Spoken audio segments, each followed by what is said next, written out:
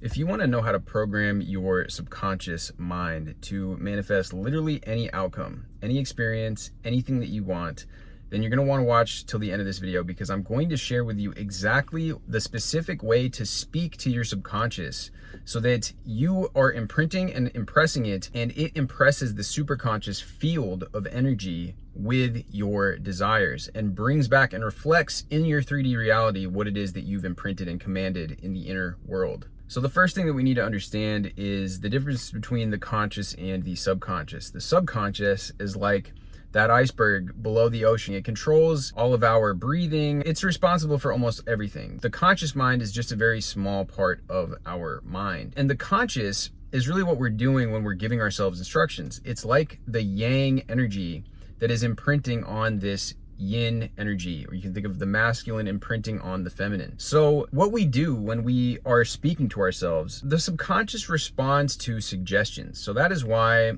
it is important the type of information that we're taking in.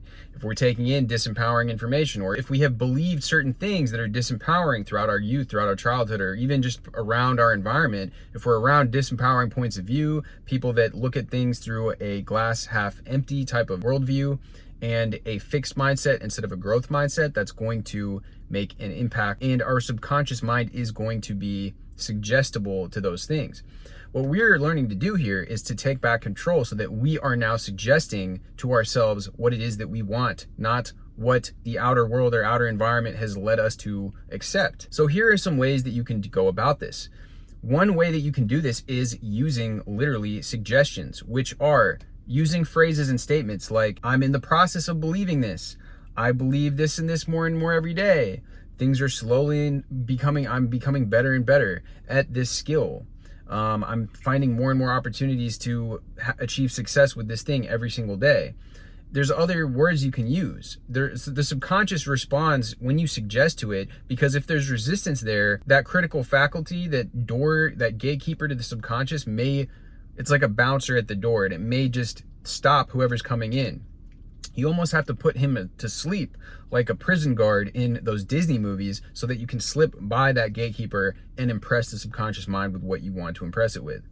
So, for example, you can use process-oriented affirmations, which are like, yeah, and maybe this could work out for me. Well, maybe this would work. Or what if it did work? Or what would this look like if this was easy? Or what would this look like if this was fun? What would it feel like if I was such and such person? What would it be like if I was making such and such amount of money? What if it was possible? What if this turned out even better than I thought? What if it could turn out even better than I possibly imagined? These types of phrases are there to help you so that your subconscious mind is willing to accept it. When you simply state something that is, yeah, this could be the case. It could be getting easier and easier for me.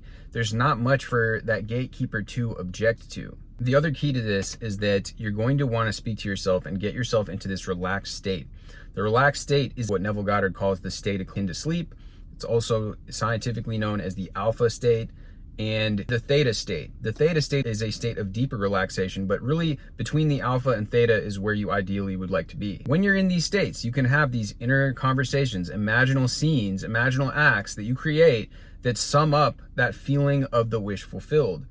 And to me, the word feeling, I think, misleads people. What I prefer to call it is the state of consciousness, the state of awareness that you would have with that being your reality.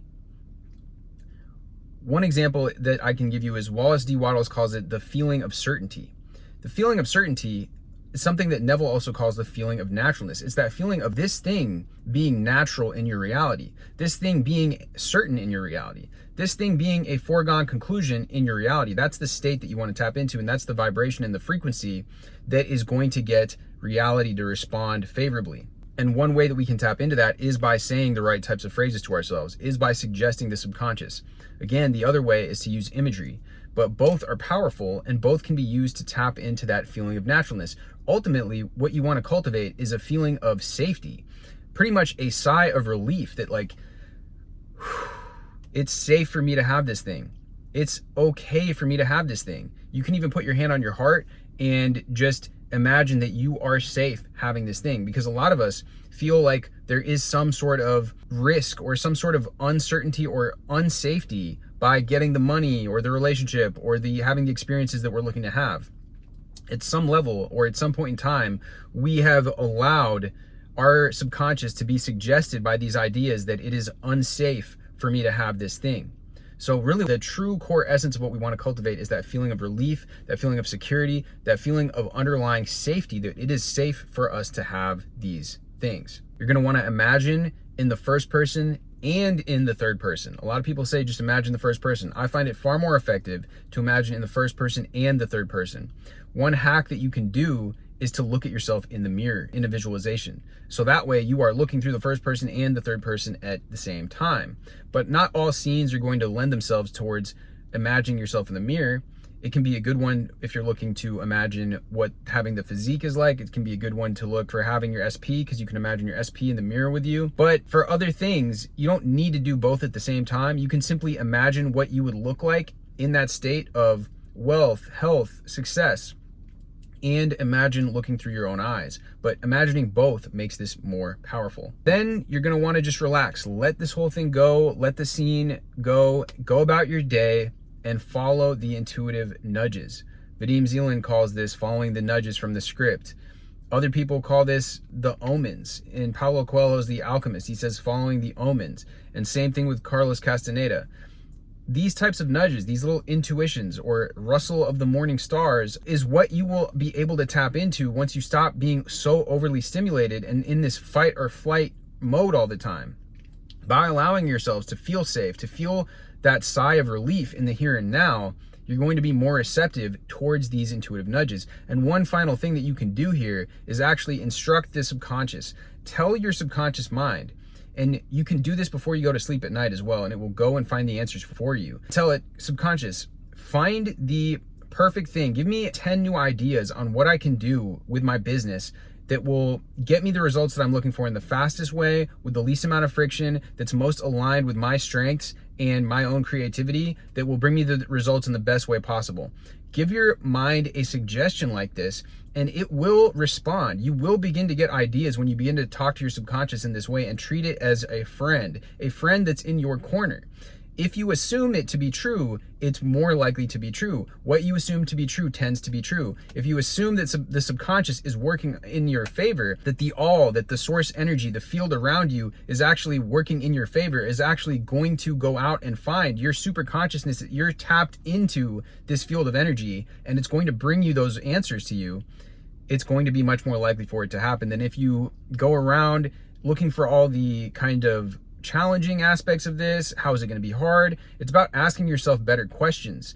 The how is this possible, rather than why is it so hard, or asking questions that are disempowering. You want to start asking questions that are empowering, that are going to lead your mind, your RAS, to go out and find the answers that you're looking for. Anyways, guys, much love as always. Drop this video with a like. Let me know down in the comments your thoughts on this.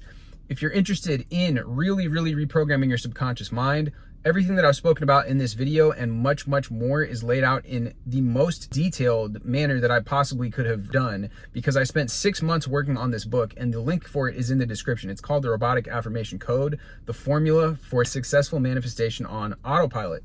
It really goes in depth in how to use all the techniques, whether it's hypnotic phrases, process-oriented affirmations, presuppositions, using humor, using inversion, negative techniques, exaggerating techniques. Everything is laid out that I have discovered about how to influence your subconscious, how to speak to the subconscious, and the secret ways in which we can speak the language that the subconscious mind responds to, that will go out and find these answers for us. So if you really want to take control over your subconscious and program it for success in 2025, download the book. It is available in the description down below. And with that being said, much love as always, and I will see you guys in the next video.